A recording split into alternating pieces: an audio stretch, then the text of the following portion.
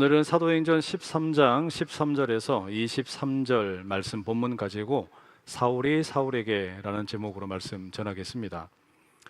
여기 앉아 계신 분들 가운데 사업하는 분들 계시죠? 그 사업에 성공하려면 뭐가 필요할까요? 어느 컨설턴트가 사업의 성공을 위해서 아주 단순한 요건을 제시를 합니다. 뭐가 필요하냐면 혁신과 마케팅이 필요하다, 이렇게 이야기합니다. 그러니까 제품에 대한 혁신이 필요하고 그 제품을 잘 홍보하는 마케팅을 잘하는 거, 그게 사업의 전부라는 거예요. 그러면서 한마디 덧붙이는데, 마케팅이 혁신을 앞설 수는 없다, 이제 그런 이야기 합니다. 예를 들면 방송에 사업장에 소개가 되거나 혹은 유명 연예인이 그 방문을 했다고 해도 일시적으로는 사람들이 많이 찾아올 수 있겠지만 제품 자체에 혁신이 없으면 결코 고객들이 다시 방문하지 않는다, 이제 그런 이야기를 하는 거였어요. 맞는 말이다라는 생각이 듭니다. 그런데 이와 같은 혁신이나 마케팅의 중요성이라는 것이 단지 사업에만 해당하는 건 아닌 것 같고 우리 삶에도 똑같이 적용이 되는 게 아닌가 생각이 됩니다. 여러분, 우리 인생이 언제 행복할까요? 제 생각에는 우리 삶이 날마다 새로워져야만 행복해질 것 같아요. 만약에 우리의 삶이 새로워짐이 일어나지 않으면 결국 내 자신에 대해서도 지루함을 느끼게 되고요, 내가 하는 일도 소중하게 느끼지 못하게 되고, 그게 인간관계가 되었든 무엇이 되었든 날마다 새로움을 경험하지 못하면 한계에 봉착하고 행복을 느끼지 못할 가능성이 꽤 높습니다. 그런 점에서 바울이 하는 이야기가 의미가 있죠. 고린도후서 5장 17절, 그런즉 누구든지 그리스도 안에 있으면 새로운 피조물이라, 이전 것은 지나갔으니 보라 새 것이 되었도다, 이 바울이 말합니다. 여러분, 이 말씀이 믿어지십니까? 그러니까 신앙생활의 핵심이 뭐냐면 우리가 믿음을 가지고 살아간다라고 하는 것은 결국에는 예수님 안에서 새롭게 되는 거예요. 날마다 새로워지는 것, 그게 이 신앙의 묘미라는 겁니다. 바울은 그 사실을 다메섹으로 향하다가 깨달았습니다. 부활하신 예수님을 만나고 보니까 율법을 지켜서 내가 의롭게 되는 것이, 그게 나를 행복하게 만드는 게 아니라 하나님께서 보내신 예수님 안에 거하게 될 때 진정 내가 날마다 새로워지는 존재가 된다, 이걸 깨달은 거예요. 이게 바울에게는 일종의 혁신이었습니다. 인생에 대한 혁신이었죠. 그래서 인생의 진로를 바꿉니다. 전에는 교회를 핍박하고 성도들을 감옥에 가두던 바울이었지만 이제는 자신이 핍박하던 예수님을 전하는 일에 몰두하게 됩니다. 이게 일종의 마케팅이죠. 자신이 경험한 인생의 혁신의 이야기를 다른 사람들에게 나누는 마케팅, 이를테면 영적인 마케팅, 선교사로 거듭나게 됩니다. 오늘 본문은 사도행전이 소개하는 바울의 첫 번째 설교입니다. 물론 앞에서도 바울이 설교를 한 적이 있었겠죠. 하지만 이 성경 본문 속에 바울의 설교 내용이 고스란히 담긴 것은 오늘 본문이 이제 처음이에요. 이 설교를 어떻게 좀 읽어볼까 고민을 하다가 이 혁신과 마케팅이라는 관점에서 좀 말씀을 드리고 싶습니다.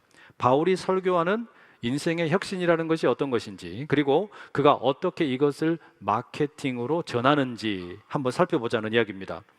이 본문의 배경을 살펴보면 이렇습니다. 바울과 바나바가 수리아에 위치한 안디옥 교회로부터 파송을 받게 되죠. 그래서 선교를 나가게 되는데 그 첫 번째 목적지가 구브로 섬이었습니다. 오늘날의 키프로스 섬입니다. 그곳에서 처음에는 유대인들에게 복음을 전할 목적을 가지고 회당을 방문을 합니다. 그런데 아주 우연한 기회에 로마의 총독인 서기오 바울로부터 초청을 받습니다. 내게 와서 하나님의 말씀을 좀 가르쳐 달라 요청을 받은 거예요.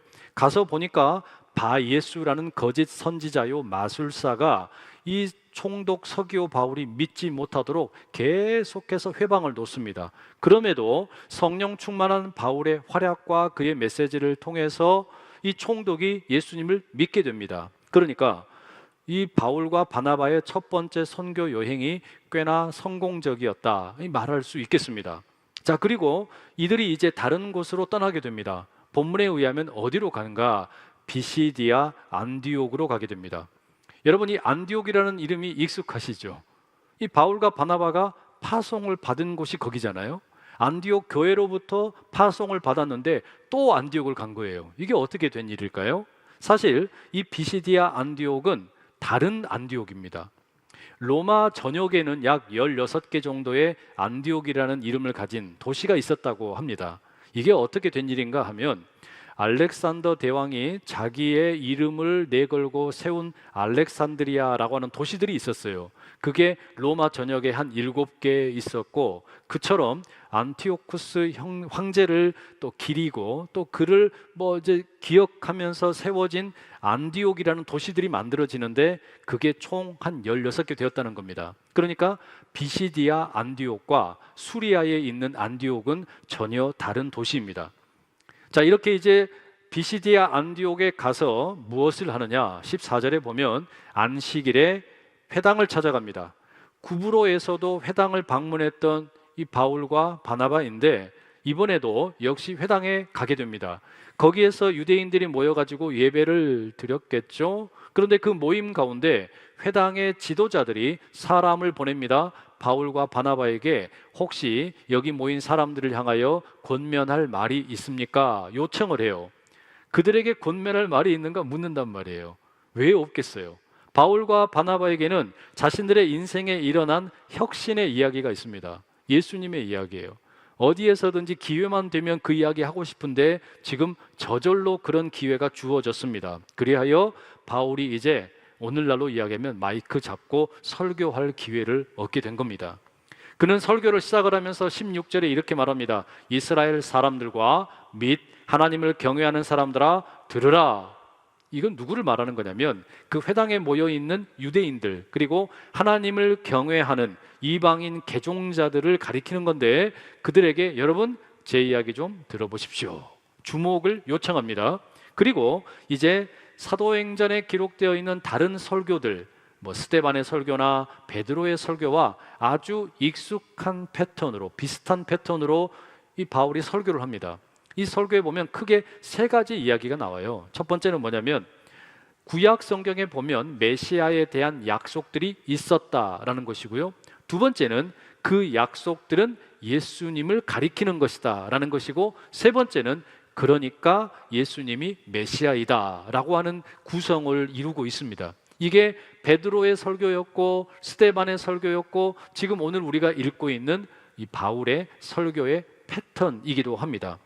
바울은 구약에 있는 여러 가지 이야기들 가운데 이런 이야기들을 합니다. 이스라엘 백성이 애굽 땅에서 430년 동안 종살이를 했다. 그런데 하나님께서 이스라엘을 불쌍히 여기셔서 그들을 구원하셨다. 이스라엘이 이제 홍해를 건너서 광야에서 40년 동안 생활을 했다. 그리고 이제 요단강을 건너서 가나안의 7족속을 무찌르고 정복을 했다. 그 이후에 하나님께서는 이스라엘 백성들을 다스리도록 사사들을 보내기도 하셨고 백성들이 원하기에 왕을 세웠다. 그런 이야기들이 이 설교 가운데 인용이 되고 있는 겁니다. 그러니까 전체적으로 보면 이 바울의 설교가 스데반의 설교나 베드로의 설교와 별로 달라 보이지가 않아요. 그런데 이 내용을 가만히 좀 유심히 읽다 보면 다른 곳에서는 발견할 수 없는 바울에게서만 발견되는 그런 표현들이 있습니다. 21절의 내용인데요. 세번역 성경을 한번 같이 읽어보시겠습니다. 시작. 그 뒤에 그들이 왕을 요구하기에 하나님께서는 베냐민 지파 사람 기스의 아들 사울을 그들에게 왕으로 주셔서 40년 동안 그를 왕으로 섬기게 하셨습니다. 여러분, 이 구절에 보면 바울이 구약에 나오는 이스라엘의 첫 번째 임금인 사울을 언급을 하고 있어요. 근데 여러분, 이게 되게 특이한 겁니다. 신약 성경 27권 가운데 사울에 대한 언급은 여기밖에 없어요. 그러니까 사울에 대해서 신약 성경이 언급하는 것은 거의 없다는 말이죠. 그런데 바울이라고 하는 사울이 구약 성경에 이스라엘 첫 번째 임금인 사울에 대해서 이야기하는 겁니다. 그러니까 따져놓고 보면 사울이 사울에 대해서 이야기하는 거예요. 되게 흥미롭죠. 이름도 똑같은데 말입니다. 스데반이나 베드로와 같은 다른 설교자들은 사울에게 별로 관심을 두지 않았어요. 오히려 아브라함이나 모세나 다윗과 같은 아주 굵직굵직한 그리고 아주 훌륭한 그런 신앙의 영웅들에 대해서만 이야기를 나눕니다. 반면에 왜 사울이라고 불리웠던 바울은 사울에 대해서 이야기를 하는 걸까? 이게 흥미롭단 말이에요. 아마 여기에 혹시 뭔가 숨겨진 의미가 있는 건 아니냐 생각을 해보게 됩니다. 구약 성경을 한번 돌아가 보세요. 사울이 어떻게 해서 하나님의 선택을 받아 이스라엘의 왕이 되었습니까? 그 내용이 사무엘상 10장에 나옵니다. 그 1절에 이렇게 돼 있어요. 이에 사무엘이 기름병을 가져다가 사울의 머리에 붓고 입맞추며 이르되 여호와께서 네게 기름을 부으사 그의 기업의 지도자로 삼지 아니하셨느냐. 하나님께서 사무엘에게 지시를 내리신 겁니다. 사무엘아, 사울을 불러서 그의 머리에 기름을 붓고 내가 그를 이스라엘의 왕으로 택하였다 이야기해 줘라. 그리고 나서 6절에 보면 또 사무엘이 이렇게 말합니다. 너에게는 여호와의 영이 크게 임하리니 너도 그들과 함께 예언을 하고 변하여 새 사람이 되리라. 새 사람이 될 거다. 사울아, 너가 새 사람이 될 거다. 이런 이야기를 듣게 돼요. 새번역 성경에는 전혀 딴 사람으로 변할 것이다. 이렇게 번역이 되어 있습니다. 뿐만 아니라 이제 사울이 사무엘과 머물고 있던 그 자리에서 몸을 돌이켜서 떠나려고 할 때 하나님께서 직접 사울 가운데 이런 일을 행하셨어요. 9절인데요. 그가 사무엘에게서 떠나려고 몸을 돌이킬 때에 하나님이 새 마음을 주셨고 그날 그 징조도 다 응하니라. 여러분, 이런 표현들은 참 드문 표현입니다. 성경에 이런 표현들이 없어요. 하나님께서 누군가에게 새 사람이 되게 하시겠다 또는 누군가에게 새 마음을 주시겠다 이런 이야기는 거의 없습니다. 그런데 하나님께서는 지금 사울에게 특별히 뭐라고 말씀하시냐면 사울아, 내가 너에게 새 사람이 되게 하겠다. 내가 너에게 새 마음을 주겠다. 이렇게 말씀을 하시는 겁니다. 여러분, 이것은 사울이 경험하는 이를테면 인생의 혁신입니다. 인생에 뭔가 커다란 새로움의 변화가 일어나는 거죠. 이것은 사울이 경험하는 하나님의 격려라고도 말할 수 있겠습니다. 이런 거예요. 사울아, 새 마음으로 새 사람이 되어 이제 내가 너를 이스라엘의 왕으로 삼을 테니 성군이 되어라. 지금 이렇게 말씀을 하고 계신다는 말이에요. 그러나 우리가 잘 아는 것처럼 이 사울의 통치라고 하는 것은 하나님께서 주신 새 마음과 또는 새 사람으로서 감당을 하지를 못했어요. 오히려 그는 하나님께서 주신 새 마음의 감격을 오랫동안 유지하지 못하고 도리어 다른 것에 마음을 팔려버리게 됩니다. 마음의 혁신이, 인생의 혁신이 오랫동안 지속되지 못했다는 이야기예요. 결국에 하나님께서는 사울에 대해서 오랫동안 참고 참으시다가 그를 패하셔야만 했습니다. 그리고 다윗을 새로운 임금으로 세우시게 됩니다. 여러분, 이와 같은 사울 임금의 인생의 어떤 그 굴곡진 모습을 보면 이게 이스라엘 민족 전체의 모습과 아주 판박이입니다. 17절에 보면 하나님께서는 이스라엘 백성들이 애굽 땅에서 나그네가 되고 종살이를 하던 그 비천한 신세, 그 낮은 자리에서 이들을 높이셨다라고 기록이 되어 있습니다. 그러니까 자유와 해방을 얻는 자가 되게 하신 거예요. 그런데 이스라엘은 광야에 40년 동안 하나님에게 악행을 저지릅니다. 결국에 하나님께서는 그런 이스라엘을 당장에 멸하셔도 아무 문제가 없어 보이는데 그럼에도 하나님은 이들에 대해서 참고 또 참으셨다. 40년 동안 참았다라고 기록되어 있습니다. 그럼 바울이 하는 이야기는 이거예요. 하나님께서는 이스라엘을 낮은 자리에서 높이셨는데 이스라엘은 하나님을 배신했다. 그럼에도 하나님께서는 이스라엘을 광야 40년 동안 참고 인내하셨다. 그것은 사울의 인생의 경우에도 동일했다는 이야기예요. 하나님께서는 사울을 택하셔서 사울에게 새 마음을 주시고 새 사람이 되게 하셨는데 그리고 임금이 되어 통치할 수 있도록 높여주셨는데 사울이 하나님을 버려버렸다. 그럼에도 불구하고 하나님께서는 사울에 대해 40년 동안을 참고 또 참으셨다. 21절에 기록이 되어 있는 겁니다. 여러분, 그러니까 이스라엘도 인생의 혁신을 경험한 것이고 사울도 인생의 혁신을 경험을 했는데 안타까운 건 뭐냐? 그 기간이 짧았어요. 이 은혜를 오랫동안 누리지 못했다는 이야기입니다. 자, 반대로 생각을 해봅시다. 하나님께서 사울에게 새 마음을 주셨어요. 새 사람이 되게 하셨어요. 그리고 인생의 혁신이 일어나게 하셨는데 이 혁신이 경험되는 동안에 어떤 특징이 있을까요? 다른 거 없습니다. 하나님을 기뻐하는 거예요. 하나님을 기뻐하는 것이 자신에게 일어난 새 마음과 새 사람이 되어서 느끼게 되는 가장 두드러지는 특징입니다. 하나님을 생각하면 너무 기뻐요. 하나님께 예배하는 게 큰 기쁨입니다. 하나님을 찬양하고 하나님께 기도하는 게 그 자체로 너무 기쁨이 있는 거예요. 그게 너무너무 당연한 것이었어요. 하나님이 주시는 인생의 혁신을 누리는 사람에게는 이 기쁨이 있는 거예요. 자, 여러분에게 한 가지 물어보겠습니다. 여러분, 예수님을 믿고 새 사람이 되셨습니까? 왜 이렇게 대답이 없어요? 이거 심각하네. 한 번 더 여쭤볼게요. 여러분, 예수님 안에서 새로운 피조물이 되셨습니까? 아멘을 하셨으니까 다른 질문 하나 또 드릴게요. 예수님을 믿는 게 기쁘세요?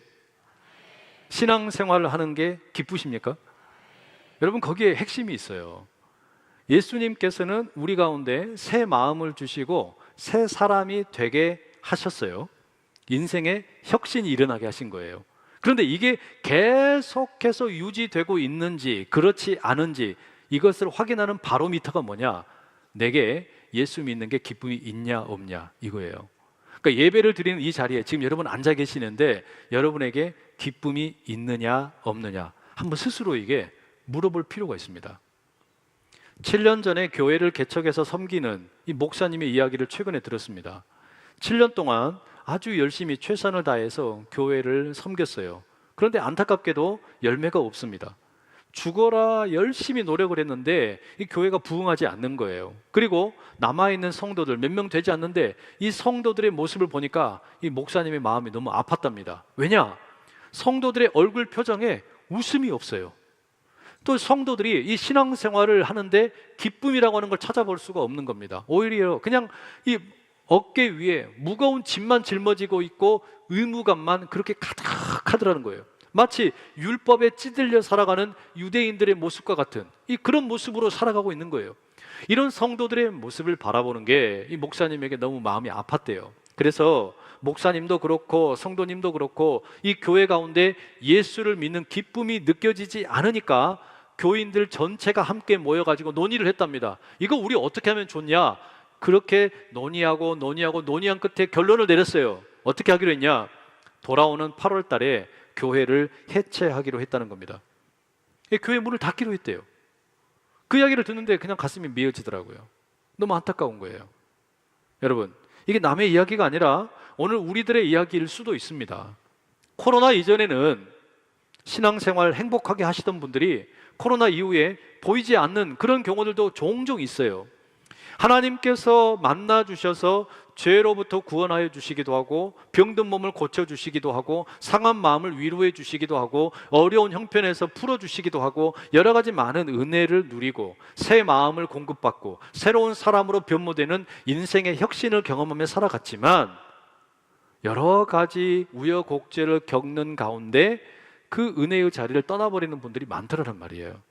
어디에 있는지는 모르겠습니다. 잠깐 방황하는 분들도 계시겠고 아주 멀어져 있는 분도 계시겠죠. 왜 그렇게 되었을까요? 결국에는 다 동일한 이유입니다. 기쁨이 없는 거예요. 하나님을 섬기는 기쁨이 없어요. 예배하는 기쁨이 없어요. 찬양하는 기쁨이 없어요. 기도하는 기쁨이 없어요. 봉헌을 드리는 기쁨이 없어요. 그러니까 어떻습니까?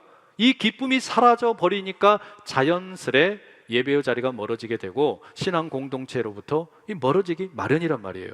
그리고 다른 곳에서 기쁨을 찾습니다. 세상에 주는 기쁨이 훨씬 더 달콤하고 아름다워 보여요. 그리고 나니까 하나님을 기뻐하는 것은 점점 시들시들해지게 됩니다. 하나님께서는 우리에게 새 마음을 주셨고 새 사람이 되게 하셨는데 어쩌다 보니까 기쁨을 잃어버린 우리들의 모습이 아니냐라는 말이에요. 이게 결코 남의 이야기가 아닙니다.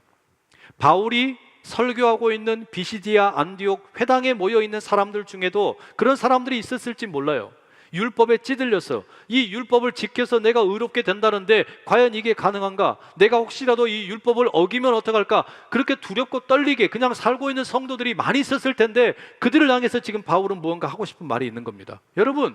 여러분이 잃어버린 기쁨을 회복시켜 주실 분이 이미 오셨습니다.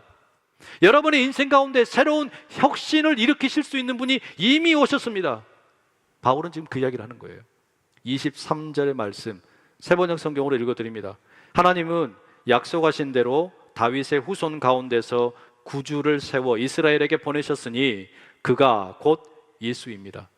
그가 곧 예수입니다. 예수님이 누구라는 이야기입니까? 우리가 잃어버린 기쁨을 회복시켜 주실 분이라는 거죠. 우리가 잃어버렸던 인생의 혁신을 다시 일으키실 분이라는 거예요. 나에게 새 사람이 되게 하시고 나에게 새 마음을 주실 분, 그분이 다윗의 후손으로 오신 예수님이라고 지금 선포를 하고 있는 거예요. 24절 이하에 보면 그 예수님 앞에 세례 요한이 먼저 옵니다. 세례 요한은 회개를 외칩니다. 나는 그리스도가 아닙니다. 자신은 예수님의 신발끈을 푸는 것도 감당하지 못한다고 이야기합니다. 그리고 말하는 게 뭡니까? 예수 그리스도를 통해 주어지는 이 기쁨은 다른 어떤 것으로도 비교할 수 없는 크고 놀라운 것이다. 세례 요한은 이야기를 했어요. 그럼에도 불구하고 예루살렘의 관리들은 예수님을 정죄하고 십자가에 못 박아 버렸습니다. 하지만 하나님께서는 예수님이 그렇게 죽도록 내버려 두지 않으셨죠. 죽은 자들 가운데서 예수님을 일으키셨고 부활하신 예수님은 저 갈릴리에서부터 예루살렘까지 따라왔던 많은 제자들에게 그 모습을 보여주셨어요. 이때 어떤 일이 일어났을까요? 제자들의 기쁨이 회복되었겠죠. 예수님을 잃어버린 줄 알고 예수님이 돌아가신 줄 알고 그저 이제는 절망 가운데 있던 제자들이 경험한 건 뭐냐면 인생의 기쁨이 회복된 거였어요. 내가 예수 따르기를 잘했구나, 내가 예수님과 동행하기를 잘했구나, 그 기쁨이 이 제자들 가운데 회복이 되었고 그래서 이 제자들은 예수님의 증인이 되는 겁니다. 진짜 인생의 기쁨이란 이런 거구나. 죽었던 자가 살아나는 기쁨, 죽었던 자가 다시 나타나서 우리 가운데 구원의 길을 제시하는 이 기쁨, 이걸 도대체 뭘로 대체할 수 있겠습니까? 그래서 12제자를 비롯해서 예루살렘 교회의 모든 성도들이 예수님을 증언하는 증인이 되었다라고 바울이 말합니다. 그런 이유에 뭐라고 말하냐? 바울이 나도 바로 그런 일을 경험했다고 이야기하는 거예요. 나도 그랬다. 나는 비록 갈릴리에서부터 예수님과 동행한 3년의 공생의 기간을 함께 하지는 못했지만 나도 예수님을 만났다라고 고백을 하는 거예요. 32절에 보면 우리도 조상들에게 주신 약속을 너희에게 전파한다 이렇게 돼 있죠. 여기 우리가 누구겠습니까? 바울과 바나바예요. 바울과 바나바는 예수님과 함께 공생의 기간 동안에 활동했던 사람들이 아닙니다. 뒤늦게 예수님을 알게 된 사람들이에요. 그러나 바울은 지금 뭐라고 말하냐? 나도 다메섹으로 가는 길에 교회를 핍박하고 예수님을 핍박하던 내가 그 예수님의 찬란한 빛을 만나고 있는 이후에 내게 새 마음이 주어졌고 내가 새 사람이 되었고 그래서 내가 잃어버렸던 기쁨이 내게 회복이 되고 그리하여 나는 이제 예수님을 증거하는 마케팅 전문가로 선교사로 지금 여기에 와 있다라고 이야기하고 있는 겁니다. 그래서 저는 여러분 이 말씀 읽으면서 오늘 제목을 떠올리게 됐어요. 사울이 사울에게. 사울이 어떤 사울에게 이야기하는 겁니까? 사울이었던 바울이 이제 자신과 같은 생각 속에 사로잡혀 있는 비시디아 안디옥 회당의 그 성도들, 그 사람들을 향하여 그 또 다른 사울에게 구약 성경의 첫 번째 임금인 사울의 이야기를 통해서 들려주고 있는 거예요. 기쁨을 회복할 이야기를 들려주고 있는 겁니다. 예수님을 만나서 새 사람이 되고 새 마음을 품게 되고 내 인생에 다시금 혁신이 일어나게 되니 이것을 말하지 않고서는 견딜 수가 없다. 이 기쁨과 감격을 다른 사람들과 나누지 않고서는 내가 견딜 수가 없다. 나는 그런 마음으로 여기 이 자리에 함께 오게 되었다라고 고백을 하는 겁니다. 그랬더니 여러분 청중의 반응이 어땠을까요? 열광적입니다. 많은 사람들이 이 바울의 말에 흥미를 느끼게 됩니다. 그리고서 다음 주에도 우리에게 와서 똑같은 말씀을 들려달라고 요청을 해요. 일부의 사람들은 바울과 바나바를 따라다니면서 더 많은 것을 막 들으려고 합니다. 여러분 이와 같은 말씀에 대한 사모함이 넘치시길 축복합니다. 이번 주에 들은 말씀, 지난주에 들은 말씀, 또 다음 주에 들은 말씀, 뭐 그게 그거다 막 이렇게 하고서 그냥 어디서 똑같은 이야기 했나 보자 라고 뒤지지만 마시고 말씀 들으며 하나님이 주시는 새로운 기쁨의 감격이 늘 가득하기를 축복합니다. 다음 안식일이 되었어요. 그리고 바울이 약속대로 비시디아 안디옥의 회당에 다시 찾아갑니다. 44절에 보니까 온 도시 전체가 함께 말씀을 들으려고 모였습니다. 그러니까 몸이 약해서 직접 움직이지 못하는 사람을 빼고는 다 함께 모이게 된 거예요. 그 자리에서 이제 이렇게 수많은 사람들이 모여 있는 걸 보고 일부의 유대인들이 마치 예루살렘의 바리새인들이나 또 사두개인들이나 서기관들이나 이 제사장들이 그랬던 것처럼 화가 났습니다. 엄청난 군중을 보고서 질투를 합니다. 그리고서 바울에게 대항을 하기 시작을 합니다. 그때 바울과 바나바가 말합니다. 유대인 당신들이 우리의 이야기를 듣지 않겠다면, 우리의 복음 메시지를 듣지 않겠다면 우리는 이제 유대인들에게 가지 않겠습니다. 우리는 이방인들에게로 가겠습니다. 우리는 이방인들에게 빛이 되겠습니다. 그리고 땅끝까지 이 구원의 메시지를 전하겠습니다 라고 선포합니다. 어쩌면 여러분, 이와 같은 일들을 통해서 바울과 바나바는 본래 계획을 했던 유대인들에게 복음을 전하려고 하던 계획이 이방인들을 향한 복음 선교로 바뀌었을지도 모르겠어요. 자, 그러자 그 소식을 듣고 이방인들이 너무너무 기뻐하는 겁니다. 야, 우리에게도 이제는 하나님의 말씀이 들려지는구나, 하나님의 말씀이 우리에게도 주어졌구나. 그것을 찬송하면서 우리에게 영생의 기회를 주신 주님을 찬양합니다 라고 말합니다. 이처럼 주님의 말씀이 이제는 비시디아, 안디옥 그 지역 전역에 가득하게 퍼지게 되었습니다. 어제 여러분, 우리 교회 새가족 환영회가 있었어요. 전반기 6개월 동안에 교회에 등록하셨던 성도분들을 모시고 교회에 대해서 조금 더 소개하는 시간도 갖고 각 교구의 리더십도 안내를 해드리고 그리고 식사 교제를 나누는 참 좋은 자리였습니다. 거기에서 우리 새가족분들 중에서 자신의 이야기를 나누는 간증을 하는 분들이 계셨습니다. 참 은혜로웠어요. 그 중에 한 분은 이런 이야기를 나눠주셨어요. 부모님으로부터 사랑을 제대로 받지 못하고 살아갔는데 우연히 중학교 시절에 친구를 만나서 안산제일교회에 오게 되었다는 겁니다. 처음 예배를 드리던 날 뭔가 알지 못하는, 세상 어디에서도 느껴보지 못했던 새로운 기쁨, 감격, 그 눈물이 막 흘러 넘치더라는 거예요. 얼마 전에는 이 성도님의 어머니가 무당을 만나고 와서 말하기를, 네가 교회를 계속 다니면 엄마에게 우환이 생긴다고 무당이 그러더라, 이런 이야기를 하더랍니다. 과거 같으면 그런 이야기 들으면 막 가슴이 콩닥콩닥 뛰고 두렵고 떨릴 텐데 오히려 이제는 더 그렇지 아니하고 담대하게 맞설 수 있는 용기를 갖게 되었다, 그런 이야기를 들려줬어요. 다 말씀드릴 수는 없지만 이 성도님의 이야기를 들으면서 거기 모여있던 많은 분들이 뭉클한 감동을 느꼈습니다. 얼마 전에 있었던 치유학교에서도 우리 성도님들이 간증을 많이 해주셨어요. 이번에는 이 치유학교 1박 2일 가운데 암 환우들이 한 4분 정도 참여를 하셨습니다. 투병하는 아내를 돕기 위해서 남편들도 함께 왔어요. 부부가 함께 오는 경우들도 꽤 있었어요. 그 자리에서 늦은 밤까지 모든 성도들이 다 함께 손을 얹고 또 손을 들고 하나님의 이 성호를 찬양을 하면서 부르짖으면서 기도를 했습니다.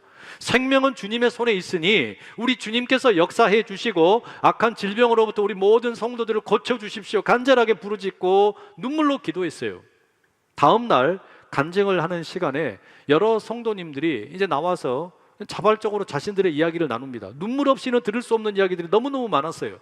어디에서도 듣기 어려운 그런 이야기들이었습니다.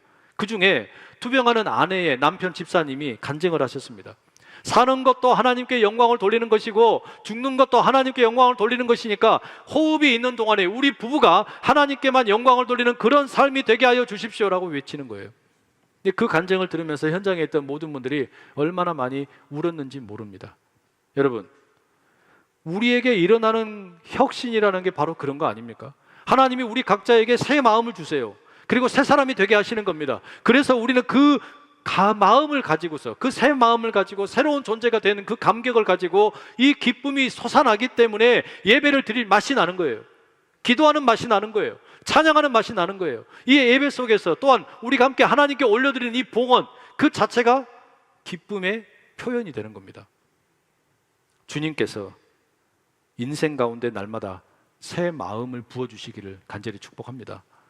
여러분 모두를 새 사람 되게 하시기를 간절히 축복합니다. 주님 안에서 날마다 새로운 피조물로 거듭나는 은혜가 있기를 축복합니다. 그래서 얼굴에는 웃음꽃이 가득하고 기쁨이 가득하고 평안이 넘쳐나시기를 간절히 소망합니다. 여러분, 사울이 또 다른 사울에게 복음을 전하는 것처럼 연약한 성도들이 또 다른 연약한 성도들에게 간증을 나누는 것처럼 여러분들에게도 그와 같은 샘솟는 기쁨에 대한 간증이 다른 모든 이들을 향하여 전해질 수 있기를 간절히 축복합니다. 기도하겠습니다. 사랑하는 주님, 우리에게 새 마음을 가득 부어 주시옵소서. 우리가 새 사람이 되도록 인도하여 주시옵소서. 예수 그리스도 안에서 날마다 새로운 피조물이 되는 혁신을 누리게 하시고 기쁨으로 충만하게 인도하여 주시옵소서. 좋은 일이 가득해서 나에게 원했던 일들이 가득 일어나서 기뻐하는 것이 아니라 때때로 원치 않는 일들과 어려운 일들을 만났음에도 우리 주님으로 인하여 기뻐할 수 있는 담대함을 허락하여 주시옵소서.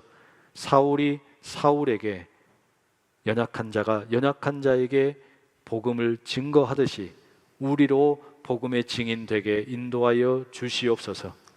예수 그리스도의 이름으로 기도드립니다. 아멘.